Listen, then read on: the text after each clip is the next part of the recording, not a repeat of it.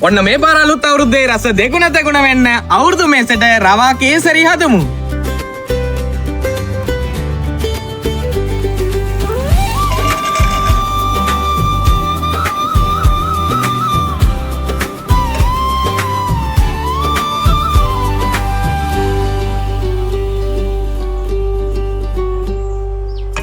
ආලපුරන්නට හිත් බෝමයි නිදහස සතුටින් කිරියුතුරයි අස්වනු නෙලන්න හිතලෝබයි රුසිරිමවන්න නැකට ළඟයි